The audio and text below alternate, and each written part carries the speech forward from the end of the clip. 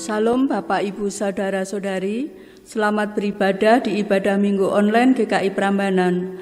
Bagi segenap anggota jemaat dan simpatisan GKI Prambanan dan juga jemaat yang lain yang bergabung bersama kami. Semoga ibadah ini dapat membawa berkat dan memperteguh iman percaya kita kepada Tuhan. Segala kemuliaan hanya bagi nama Tuhan kita, Yesus Kristus. Tuhan memberkati kita sekalian. Ibadah Minggu 27 September 2020 dipimpin oleh Pendeta Yuniar Kartika Hapsari. Warta jemaat dapat dibaca melalui warta jemaat online yang telah di-share di grup WhatsApp GKI Prambanan. Mari kita mempersiapkan hati dan pikiran kita. Kita bangkit berdiri, kita menyanyikan Kidung Jemaat 4 bait 1 dan 5. Hai mari sembah.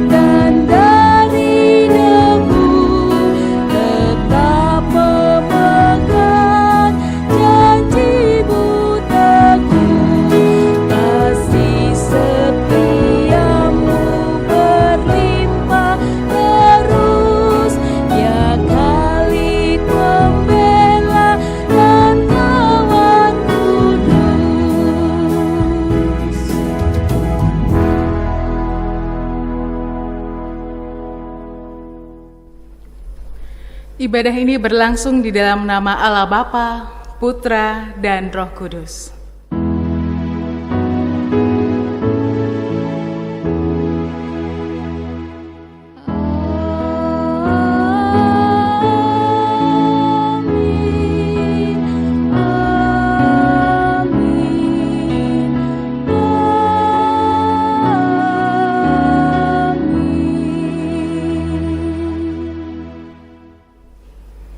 Tuhan beserta saudara. Dan beserta saudara juga. Jemaat Tuhan, pagi ini kita akan mengawali ibadah kita dengan bagian dari Mazmur 138 ayat 1-3 yang akan memberikan kekuatan bagi kita, khususnya di pagi hari ini, yang berbunyi demikian. Aku hendak bersyukur kepadamu dengan segenap hatiku. Di hadapan para Allah aku akan bermazmur bagimu.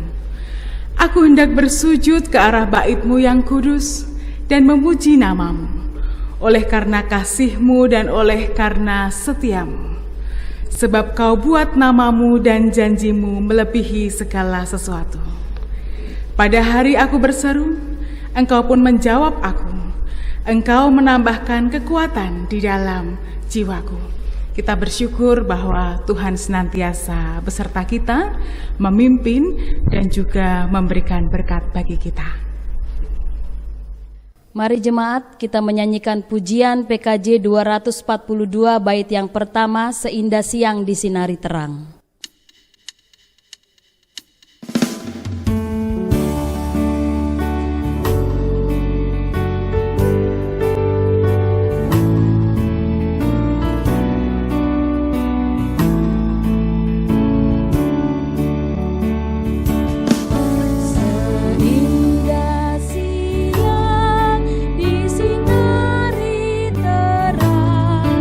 Cara Tuhan mengatur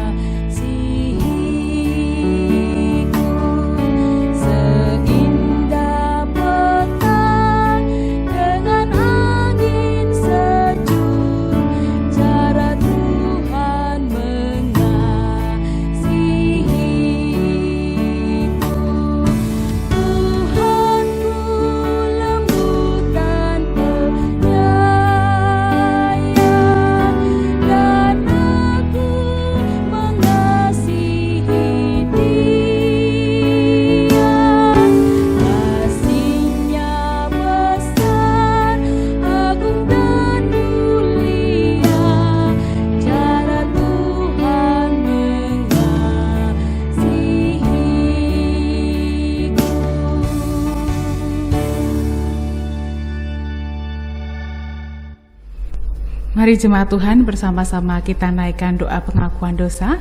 Diberi kesempatan bagi kita untuk berdoa secara pribadi. Mari kita berdoa.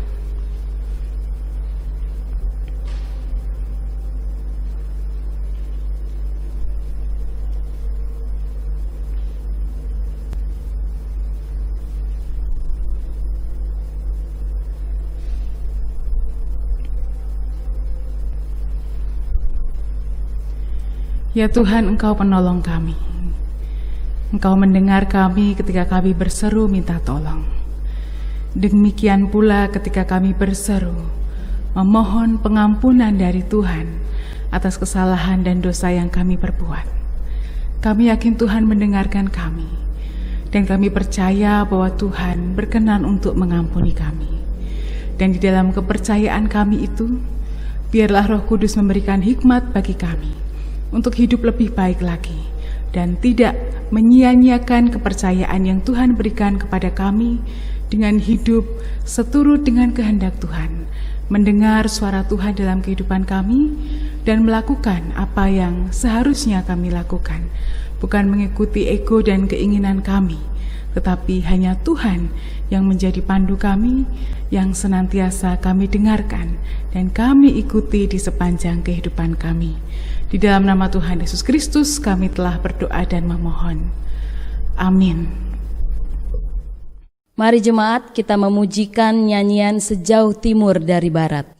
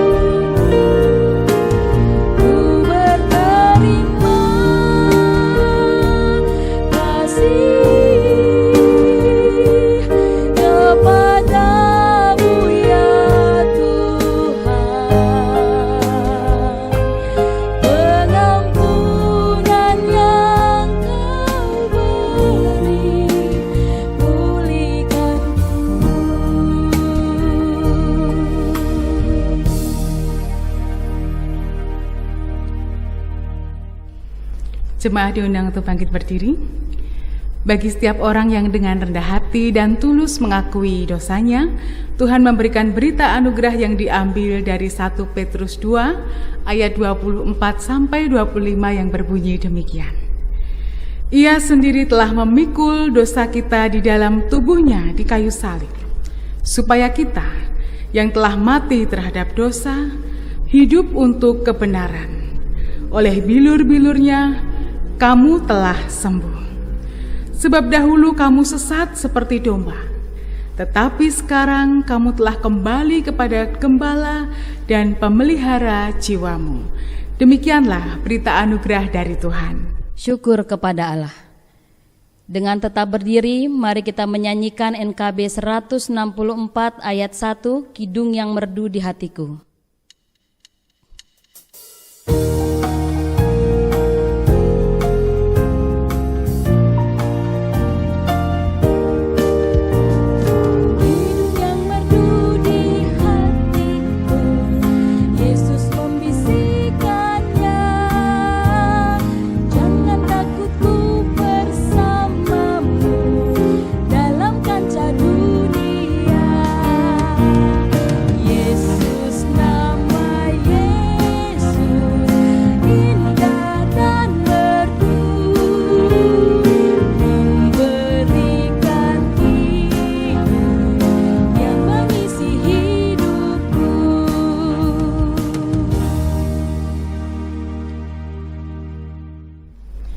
Jemaat dipersilahkan duduk.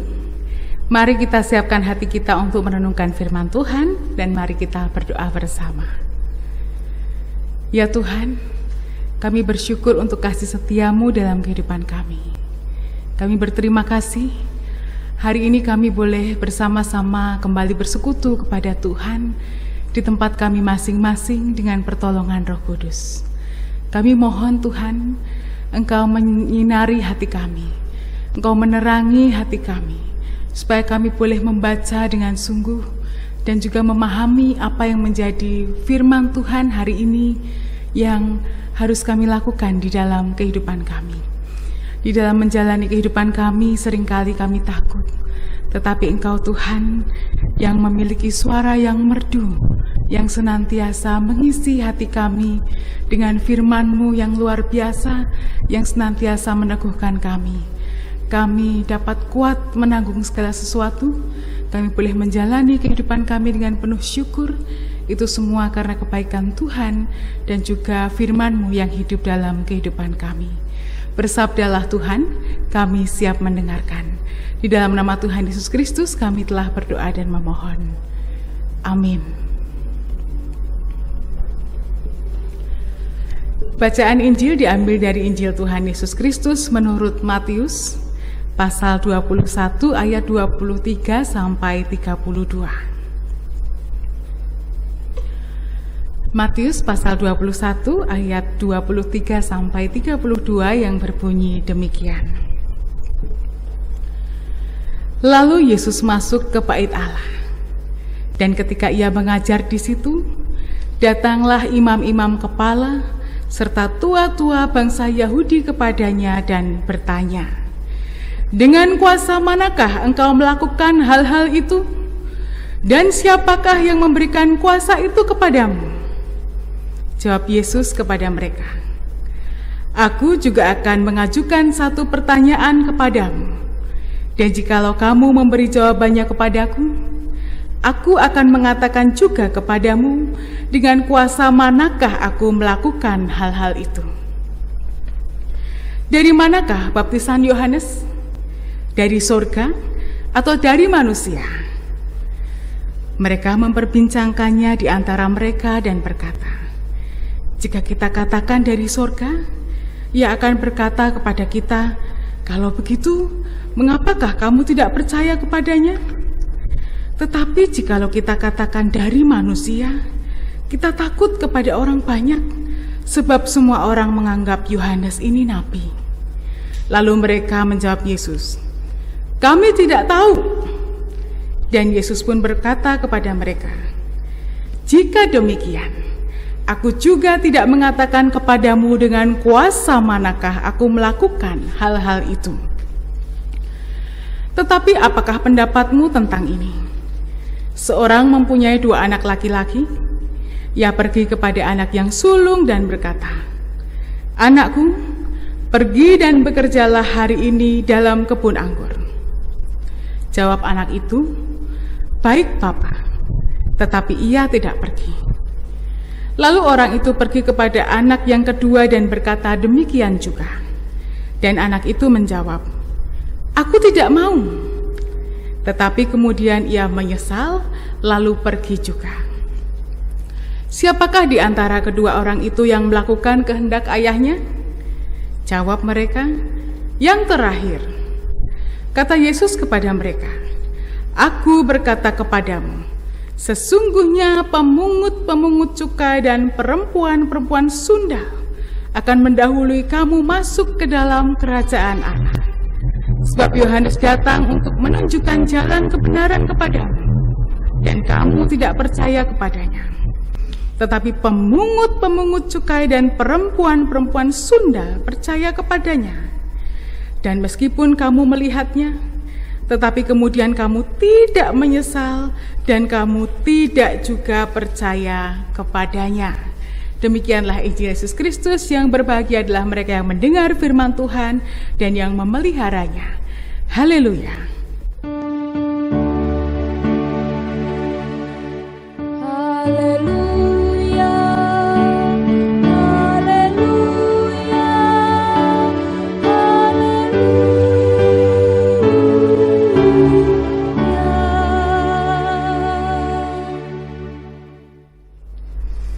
Selamat pagi jemaat Tuhan, apa kabar hari ini? Semoga tetap sehat dan juga semangat ya. Hari ini kita bersama-sama akan merenungkan kebenaran sabda Tuhan dengan tema mentalitas menyalahkan. Mungkin kita bertanya ya, loh kenapa kok khotbah harus mentalitas menyalahkan temanya? Apakah kita sebagai orang Kristen punya mentalitas menyalahkan gitu ya? Kita akan bersama-sama bergumul. Sebelumnya saya mau bertanya kepada Bapak Ibu, saudara-saudari sekalian, mungkin pernah ya atau melihat atau dalam situasi ketika anak kita atau ada anak kecil yang jatuh ya, apa yang biasanya kita lakukan? Apa yang kita katakan kalau ada anak-anak sekitar umur 2 tahun ya, kemudian 3 tahun, 1 tahun setengah yang baru belajar berjalan atau berlari kemudian jatuh ya. Biasanya yang kita katakan, aduh lantainya nakal ya, waduh kodoknya nakal ya, sampai kamu jatuh gitu ya. Kemudian nanti lantainya dipukul-pukul, lantai nakal. Kemudian mana kodoknya, kodoknya nakal gitu ya. Belum yang lain-lain, kalau naik sepeda jatuh, kena batu ya, batunya nakal, dan yang lain-lain. Mungkin kita pernah melihat atau kita mengalami dan melakukan ketika berjumpa dengan keadaan sedemikian. Nah, kalau kita perhatikan, sebenarnya hal yang biasa, hal yang lumrah. Tapi kalau lebih jauh kita resapi, ternyata peristiwa yang terjadi seperti itu dan respon yang kita lakukan apabila seperti itu kita sedang menyalahkan pihak lain ya. Entah itu lantai, orang lantainya enggak apa-apa, kodoknya yang enggak ada, batunya juga enggak ada. Mestinya kalau itu terjadi, apa yang harus kita lakukan ya? Kita tidak menyalahkan pihak lain, orang lain, benda lain, hewan lain gitu ya. Tetapi kita datangi, hampiri anak kita atau anak itu, kita tanya, mana yang sakit? Ada yang sakit ya? Yuk bangun, sini diobati ya, sambil diam-diamkan. Kalau nangis ya dineng-neng, jangan sampai kejer-kejer karena lihat sakitnya. Kemudian yuk sini yang sakit diobati. Kemudian dilanjutkan, lain kali hati-hati ya. Jangan lari-lari ya, nanti kepleset jatuh ya. Atau kalau naik sepeda yang hati-hati, kalau jalan yang hati-hati. Bukan membangun mentalitas menyalahkan. Jadi kita mau mengatakan, nggak apa-apa, jangan nangis, itu bukan salah kamu. Dengan begitu nanti anak-anak kita sudah biasa terkonsep dalam pikirannya bahwa aku nggak pernah salah. Sekalipun saya salah, adalah orang lain, pihak lain, atau benda lain, hewan lain yang harus disalahkan. Karena sudah biasa seperti itu. Saya tidak pernah salah dan saya tidak akan salah, walaupun itu kadang memang kesalahan. Mentalitas ataupun sikap menyalahkan adalah kecenderungan manusia. Jadi manusia tuh punya kecenderungan, apakah dia akan mengambil itu sebagai bagian hidupnya atau tidak ya.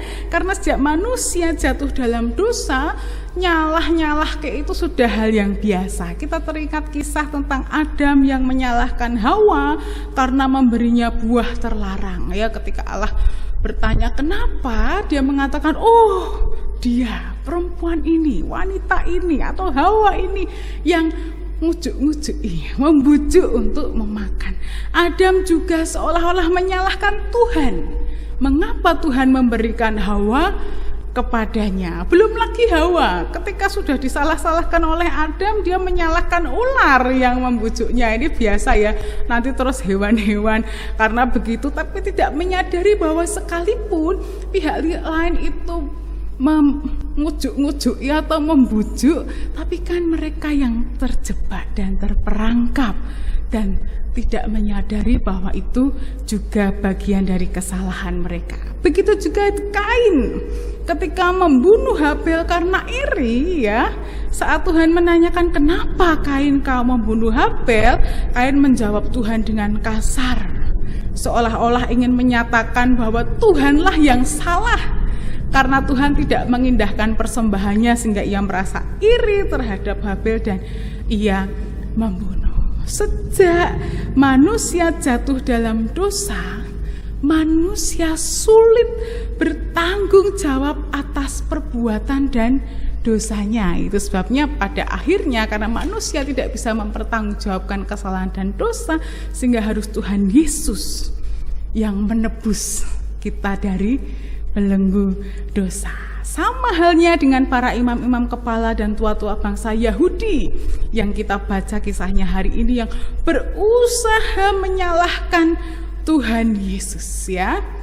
Ketika mereka berjumpa dengan Tuhan Yesus dengan pedenya ya, mereka menanyakan kepada Yesus, dengan kuasa mana dan dari siapa Yesus bisa melakukan hal-hal itu gitu ya. Yang dimaksud dengan hal-hal itu yang pertama adalah mengusir semua orang yang berjualan di halaman bait Allah. Kita temukan di Matius 21 ayat 12. Kemudian Yesus menyembuhkan orang buta dan timpang, Matius 21 ayat 14, dan membuat pohon ara kering dan tidak berbuah lagi di ayat 19. Mereka menanyakan hal-hal ini, Yesus mendapatkan kuasa dari mana? Dari siapa? Sebenarnya pertanyaan mereka ini adalah ekspresi kegelisahan, ketakutan mereka karena kehadiran Yohanes Pembaptis dan Yesus menjadi ancaman bagi mereka ya. Ketika menanyakan hal itu, wah mereka senang banget menanti jawaban Yesus dengan bahagia, karena nanti kalau jawaban Yesus itu A atau B atau apapun, maka jawaban itu yang akan dijadikan senjata untuk menjatuhkan dan juga untuk menjebak Yesus di muka umum di depan banyak orang, dan mereka punya alasan untuk bisa melakukan apa yang menjadi keinginan mereka terhadap Tuhan Yesus. Tapi ternyata Tuhan Yesus tidak langsung menjawab, karena mereka diberi pertanyaan dulu tentang Yohanes Pembaptis. Bisa dibayangkan reaksi mereka, ekspresi mereka ya Bapak Ibu saudara-saudari, ketika bertanya dengan sangat gagah kepada Yesus, menanti jawabannya nanti pasti akan membuat mereka puas. Wah, ternyata mereka diberi pertanyaan balik. Apalagi pertanyaan yang Tuhan Yesus berikan itu sulit untuk mereka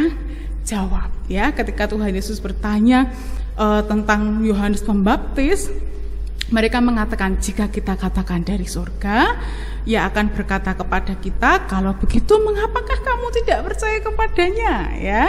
Kemudian, tetapi jikalau kita katakan dari manusia, kita takut kepada orang banyak, sebab semua orang menganggap Yohanes ini nabi.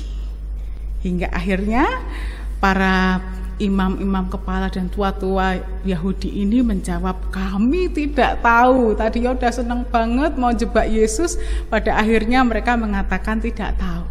Dan Tuhan Yesus pun berkata kepada mereka, jika demikian aku juga tidak mengatakan kepadamu dengan kuasa manakah aku melakukan hal-hal itu. Jadi bagian ini kalau kita perhatikan, mungkin kita ada dalam situasi itu, kita mungkin akan melihat betapa imam-imam kepala dan juga orang-orang ini sangat malu kepada Tuhan Yesus Kristus karena apa yang mereka rencanakan tidak berhasil ya. Tetapi kemudian Tuhan Yesus memberikan perumpamaan tentang dua anak yang ditanya oleh ayahnya dan memiliki respon yang berbeda atas perintah orang tuanya. Yang pertama, ketika sang ayah mengatakan, anakku pergi dan bekerjalah hari ini dalam kebun anggur, yang pertama menjawab, baik Bapak, tetapi ia tidak pergi. Ini nggih mboten kepanggih ya, mengatakan iya tapi tidak dilakukan. Yang kedua, anakku pergi dan bekerjalah hari ini dalam kebun anggur. Anak yang kedua mengatakan, aku tidak mau. Mungkin dengan sikap yang keras, tegas, kasar mungkin ya. Tetapi dikatakan di situ oleh Tuhan Yesus, tetapi kemudian ia menyesal lalu pergi juga. Nah yang ini juga ada. Kalau disuruh-suruh, diminta tolong ini itu nggak mau, tapi pada akhirnya mau juga. Nah, perumpamaan ini adalah perumpamaan yang sebenarnya menampar orang-orang pada saat itu. Karena sangat tegas Tuhan Yesus mengatakan bahwa ada yang mengatakan iya baik Bapak, tetapi tidak melakukan. Tapi ada yang mengatakan tidak mau untuk bekerja di kebun anggur, tetapi kemudian ia menyesal juga. Nah, perumpamaan yang kedua yang menjawab tidak mau kemudian mau menyesal dan pergi juga, ini menggambarkan tentang pemungut cukai dan perempuan-perempuan sundal yang bertobat dan percaya. Sehingga Tuhan Yesus mengatakan, oh nanti pemungut cukai dan perempuan-perempuan sundal itu mendahului kalian ya, karena mereka mau bertobat. Sekalipun di awal begitu luar biasa mengatakan tidak mau, dalam artian tidak mau mengikut Tuhan, tidak mau melakukan kehendak Tuhan, tetapi di akhirnya mereka ini justru orang-orang yang mau bertobat. Dikatakan bahwa mereka inilah yang percaya, yang mau dilayani oleh Yohanes Pembaptis. Sedangkan perumpamaan anak pertama menggambarkan para pemuka agama Yahudi pada saat itu yang hidupnya seolah-olah melakukan sesuatu untuk Tuhan ya, padahal mereka tidak melakukan apa-apa. Mereka hanya mempertahankan kedudukan, kekuasaan dan kenyamanan. Seolah-olah ya Allah ya, mereka melakukan ritual-ritual, ibadah-ibadah, tetapi hanya untuk kedudukan, kekuasaan dan kenyamanan, sehingga ketika ada Yohanes Pembaptis dan Tuhan Yesus, mereka merasa terusik. Mereka juga tidak mewartakan Kristus yang hidupnya penuh dengan mukjizat, tetapi justru menghalangi dan ingin menghancurkan pelayanan Kristus. Nah, mentalitas menyalahkan inilah mencari kambing hitam, mencari sasaran empuk untuk disalahkan, untuk dikorbankan. Inilah yang membuat mereka tidak bisa hidup dalam pertobatan, tetapi seluruh hidupnya hanya mencari pembenaran diri dan mencari kesalahan orang.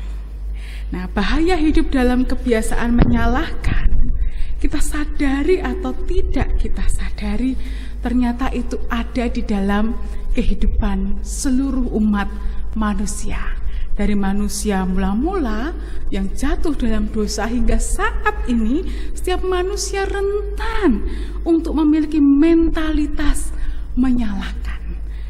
Kalau kita mau melihat, mungkin Bapak, Ibu, Saudari atau saya pernah melakukan hal ini.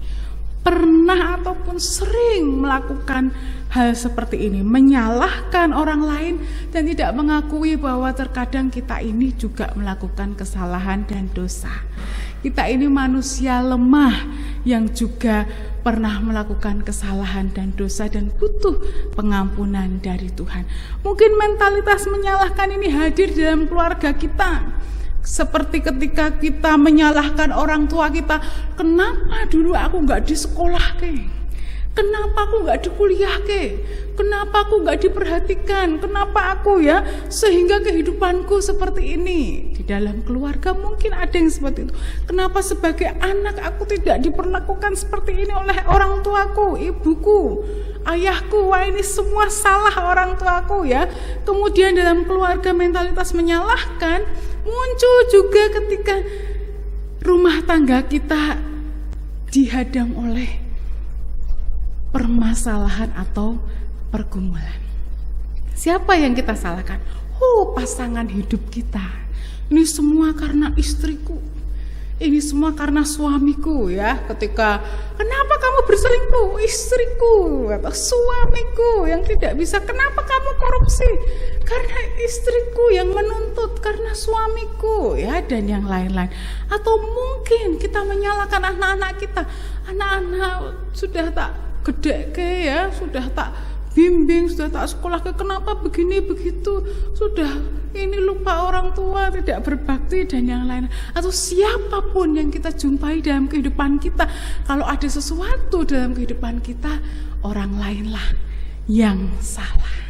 Ini adalah mentalitas menyalahkan, hal yang harus dihilangkan. Entah itu kita sebagai murid-murid Tuhan ataupun orang-orang yang tidak kenal Tuhan, mentalitas menyalahkan itu sangat dekat dan rentan.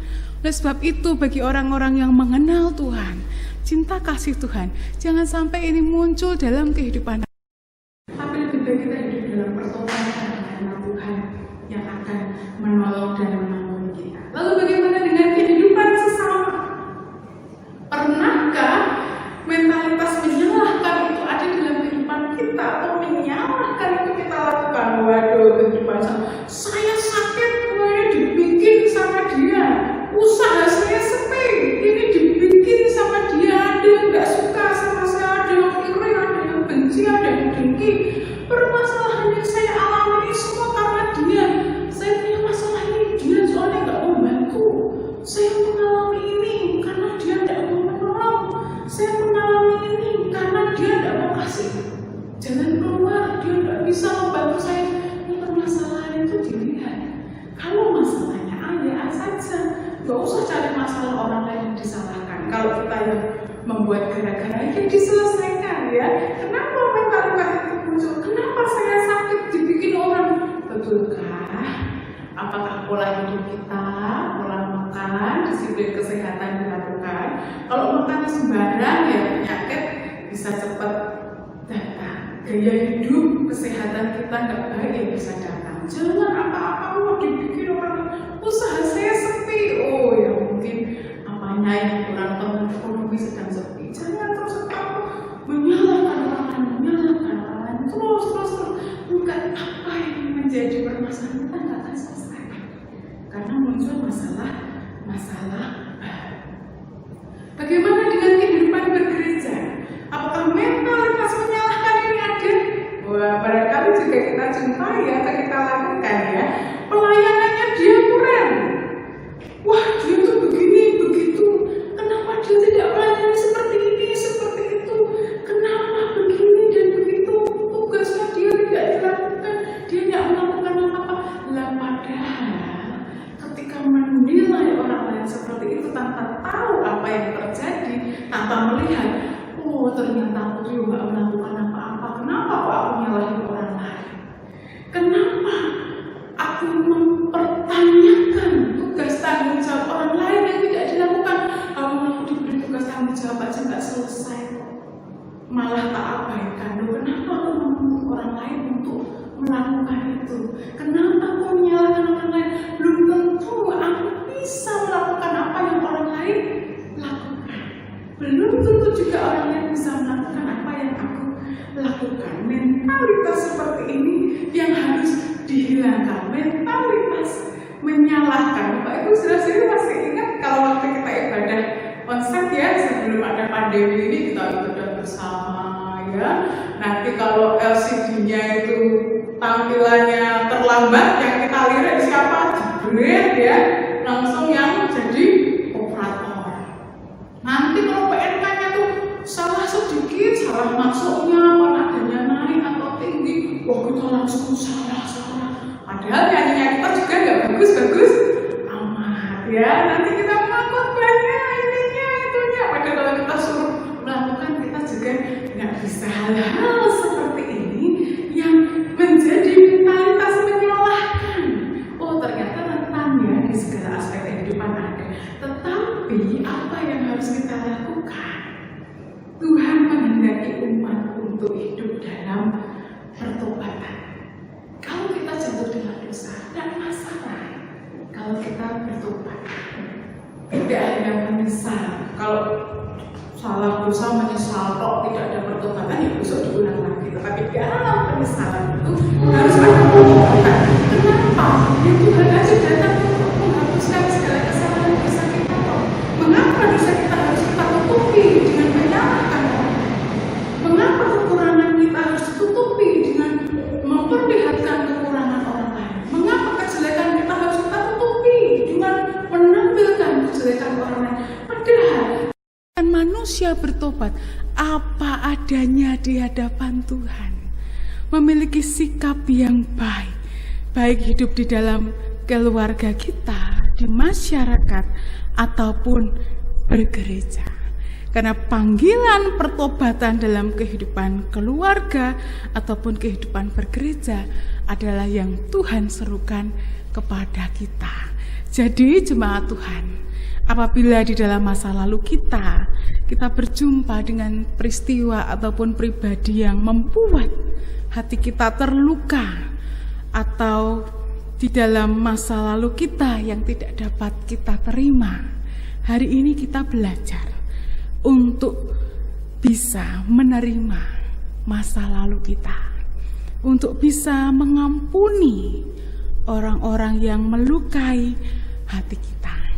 Karena daripada membuang energi untuk menyalahkan orang lain, sedangkan kita juga manusia berdosa ya, jadi lebih baik kita merubah keadaan lebih baik dengan mengerjakan keselamatan.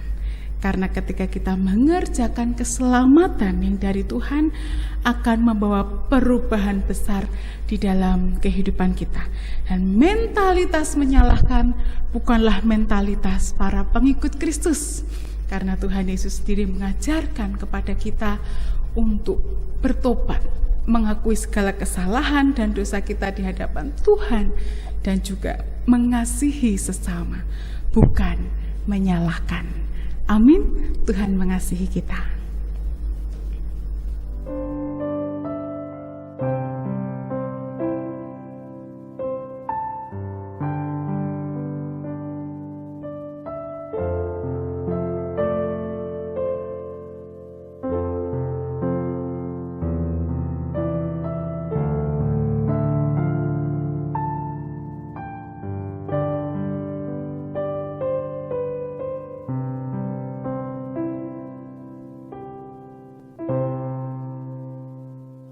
Marilah kita bangkit berdiri. Kita akan mengucapkan pengakuan iman rasuli yang demikian. Aku percaya kepada Allah, Bapa yang Maha Kuasa, Khalik langit dan bumi, dan kepada Yesus Kristus, Anaknya yang tunggal Tuhan kita, yang dikandung dari Roh Kudus, lahir dari anak darah Maria, yang menderita sengsara di bawah pemerintahan Pontius Pilatus, disalibkan, mati dan dikuburkan, turun ke dalam kerajaan maut. Pada hari yang ketiga, bangkit pula dari antara orang mati, naik ke surga, duduk di sebelah kanan Allah, Bapa yang Maha Kuasa. Dan dari sana ia akan datang untuk menghakimi orang yang hidup dan yang mati. Aku percaya kepada Roh Kudus, gereja yang kudus dan am, persekutuan orang kudus, kebangkitan orang mati, dan hidup yang kekal. Amin. Silahkan duduk kembali. Jemaat dipersilahkan duduk kembali. Mari bersama-sama kita naikkan doa syafaat kita.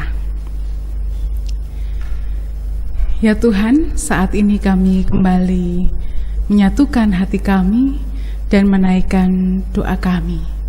Kami berdoa untuk gereja kami Tuhan, GKI Prambanan, Kami mengucap syukur untuk kasih setia Tuhan, pimpinan, dan juga pertolongan Tuhan bagi kami, khususnya di dalam menyelenggarakan pelayanan pada masa pandemi. Sungguh Engkau Tuhan yang menolong kami, sehingga kami boleh melakukan pelayanan yang dapat kami lakukan bagi jemaat saat ini. Dan biarlah setiap pelayanan kami boleh mendatangkan berkat, menjadi berkat bagi jemaat, dan juga boleh terus menumbuhkan iman percaya mereka kepada Tuhan sekalipun di dalam masa pandemi. Kami berdoa juga untuk seluruh gereja yang saat ini sedang bergumul Tuhan, baik mereka yang sudah melakukan ibadah onsite ataupun yang masih beribadah online. Kami mohon Tuhan yang terus menolong dan membimbing kami supaya ibadah yang diselenggarakan baik online ataupun onsite juga boleh menjawab setiap kerinduan jemaat Tuhan di dalam beribadah bersama-sama.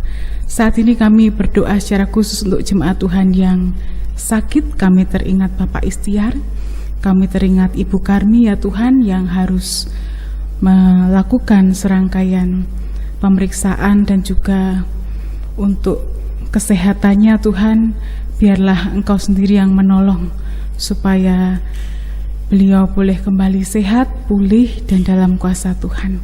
Kami juga teringat akan Ibu Runi, Ibu Darmono, dan juga Ibu Romauli yang dalam masa pemulihan di rumah masing-masing. Tuhan memberikan kekuatan kesehatan. Begitu juga bagi mereka yang tidak dapat kami sebutkan satu persatu namanya, yang mungkin saat ini sedang dalam perawatan di rumah sakit, sedang dalam perawatan dan pemulihan di rumah ataupun bersama dengan kami di dalam ibadah online ini, biarlah Tuhan memberikan kekuatan dan kesehatan. Kami berdoa untuk jemaat Tuhan yang berulang tahun sepanjang minggu ini, Tuhan berikan berkat bagi mereka, umur panjang, kesehatan, dan juga biarlah mereka juga terus bertumbuh di dalam iman dan mengasihi Tuhan di dalam pelayanan yang dilakukan. Kami ingin berdoa untuk bangsa negara kami, khususnya di dalam masa pandemi ini Tuhan. Setiap kebijakan dan keputusan yang diambil oleh pemerintah, kiranya itu adalah hal yang terbaik bagi masyarakat dan bagi bangsa Indonesia ini. Dalam perekonomian kami doakan kiranya tetap stabil, di dalam keamanan juga boleh berjalan dengan baik. Kami warga masyarakat boleh melakukan tugas tanggung jawab kami kepada bangsa kami juga dengan baik, dan kami boleh hidup berdampingan satu sama lain. Kami ingin berdoa untuk pilkada serentak yang akan dilaksanakan, biar semuanya juga boleh berjalan dengan baik pada masa pandemi ini. Mungkin protokol kesehatan harus semakin diperhatikan, dan masyarakat juga boleh semakin sadar akan kesehatan mereka dan juga boleh mengikuti protokol kesehatan yang selama ini diserukan untuk kami lakukan. Kami juga berdoa Tuhan untuk vaksin COVID yang pada saat ini sedang diuji. Kami berdoa kiranya semua boleh berjalan dengan baik dan lancar, dan pada waktunya nanti vaksin ini boleh dipakai oleh segenap masyarakat dan kami boleh pulih kembali daripada COVID yang saat ini sedang menerpa kami sekalian di seluruh dunia, supaya kehidupan kami boleh kembali seperti sedia kala dengan tatanan yang baru dan juga boleh lebih waspada dalam kesehatan kami. Masih banyak doa-doa yang belum kami sampaikan Tuhan di dalam syafaat ini, tapi biarlah kami belajar untuk boleh terus berdoa sesuai dengan apa yang dapat kami lakukan, dan juga baik kami lakukan pribadi ataupun bersama dengan keluarga kami. Kami menutup syafaat kami dengan menyanyikan doa Bapa kami.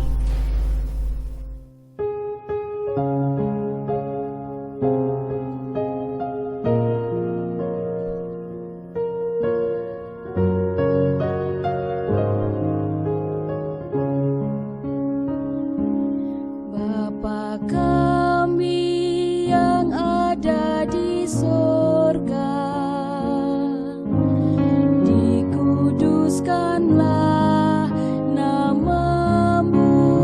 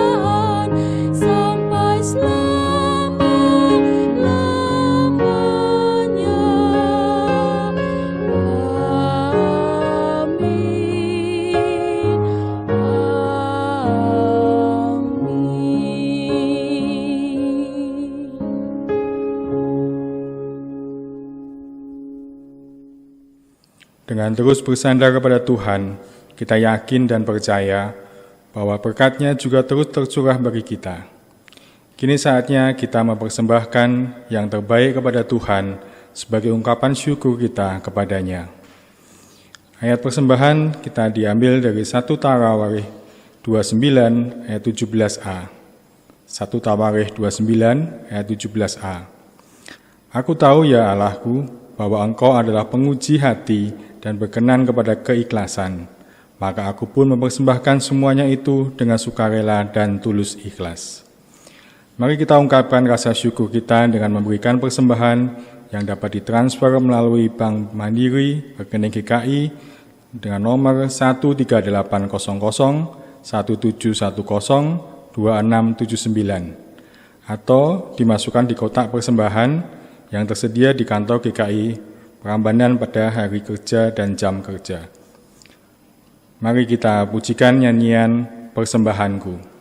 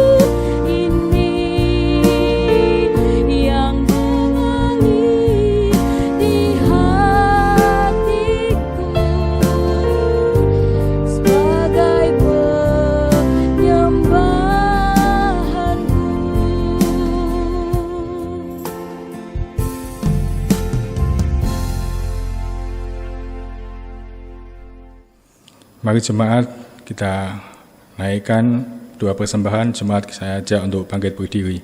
Kita bawa persembahan di dalam doa. Tuhan Allah Bapa kami yang bertahta di dalam kerajaan surga, kembali kami datang kepadamu Tuhan. Kami mengucap syukur bahwa saat ini dalam ibadah kami pagi ini kami boleh membawa persembahan kami. Persembahan sebagai ucapan syukur kami ya Tuhan, karena berkat kasih-Mu tidak pernah berkesudahan dalam kehidupan kami, hari lepas hari. Terima kasih ya Tuhan, kiranya persembahan yang kami boleh bawa, kami berikan dengan segala sukacita dan ikhlasan kami. Tuhan sucikan, Tuhan berkati, sehingga semuanya itu berguna, berkenan di depan Tuhan. Terima kasih ya Tuhan, kiranya juga Engkau akan menyertai, memberkati, dan menolong setiap majelis jemaat yang mengelola persembahan ini, sehingga persembahan boleh digunakan dengan penuh kegunaan dan bertanggungjawaban. Terima kasih ya Tuhan, di dalam nama Tuhan kami Yesus Kristus, kami mengucap syukur dan berdoa. Amin. Dengan tetap berdiri, mari kita pujikan PKJ 185 bait yang pertama, Tuhan mengutus kita.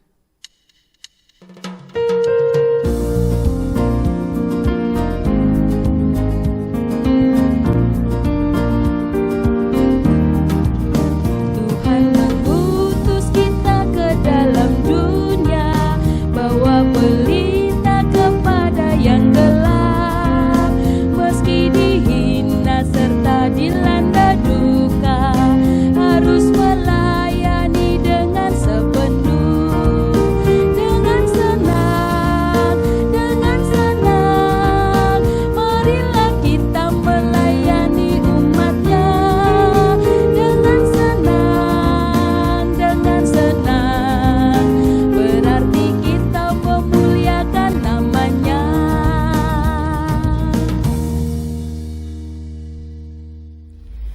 Jemaat Tuhan, arahkanlah hatimu kepada Tuhan dan kini terimalah berkat Tuhan. Tuhan memberkati engkau dan melindungi engkau. Tuhan menyinari engkau dengan wajah-Nya dan memberi engkau kasih karunia.